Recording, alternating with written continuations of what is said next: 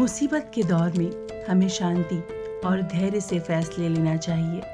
So well hello listeners, मैं स्वाति एक बार फिर लेकर आई हूँ एक ऐसी कहानी जिससे आप सीखेंगे कि शांति से लिए गए फैसले कितने असरदार और सही साबित होते हैं। तो शुरू करती हूँ। जीना इसी का नाम है। पर उससे पहले हमारे नए लिसनर्स चैनल को सब्सक्राइब करना ना भूलें।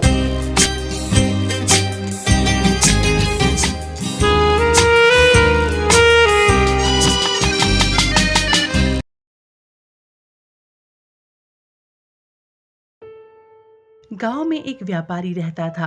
उसकी एक खूबसूरत बेटी थी।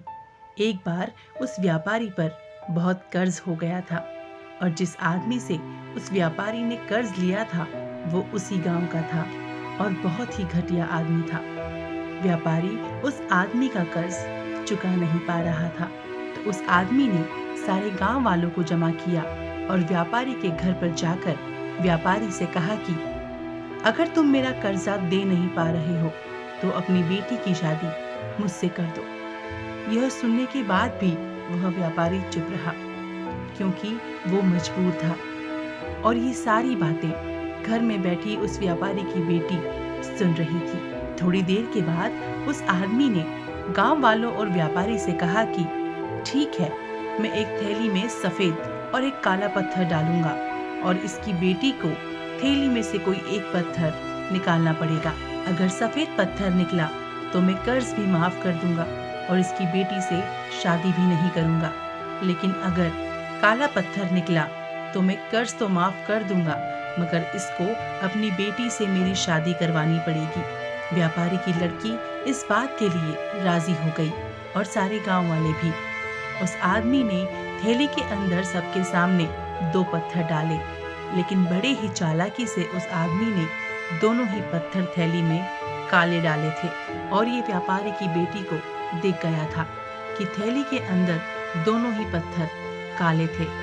अब वह लड़की सोच में पड़ गई थी कि मैं जो भी पत्थर निकालूंगी वह काले ही पत्थर होंगे और अगर काला पत्थर निकला तो कर्जा माफ हो जाएगा, लेकिन मुझे उस आदमी से शादी करनी पड़ेगी।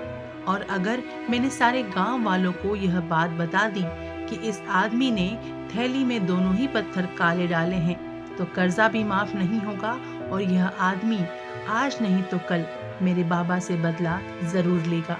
लड़की यह सोच ही रही थी कि तभी उसे थैली से पत्थर निकालने को कहा गया। लड़की ने थैली में हाथ डाला और एक पत्थर बाहर निकाला और बिना किसी को बताए उस पत्थर को जमीन पर गिरा दिया और जमीन पर गिरने के बाद वह पत्थर दूसरे पत्थरों में मिल गया। तभी लड़की ने सबसे कहा कि अब ये कैसे पता चलेगा कि मैंने जो पत्थर निकाला था वह सफेद था या काला था। फिर उसने उस आदमी से कहा कि थैली में जो दूसरा पत्थर है उसे देखो। अगर थैली में सफेद पत्थर है तो मैंने काला पत्थर निकाला था और अगर थैली में काला पत्थर है तो मैंने सफेद पत्थर निकाला था। जब थैली में देखा गया तो उसमें सिर्फ काला ही पत्थर था। सभी गांव वालों ने यह समझ लिया कि लड़की ने जो पत्थर निकाला था वह सफेद था, इसलिए व्यापारी का कर्ज भी माफ हो गया और उसकी बेटी को उस आदमी से शादी भी नहीं करनी पड़ी। जिंदगी में इंसान कई बार मजबूर हो जाता है और उसके सामने जो हालात होते हैं उसे उसी के हिसाब से चलना पड़ता है। ये कहानी हमें ये सिखाती है कि जब भी आप मजबूर हो जाओ और मजबूरी में आपका कोई फायदा उठाना चाहता हो तो इनोसेंट मत बनो, बल्कि अपने दिमाग का इस्तेमाल करो। जितने इनोसेंट बनने की कोशिश करोगे लोग उतना ही आपको चीट करेंगे। अब इसका मतलब ये बिल्कुल भी नहीं है कि आप लोगों को गालियां देना ही शुरू कर दो, बल्कि इसका मतलब ये है कि आप समंदर की तरह बनो, उसकी तरह खामोश रहो, लेकिन उसकी गहराई की तरह अपने दिमाग में नॉलेज रखो।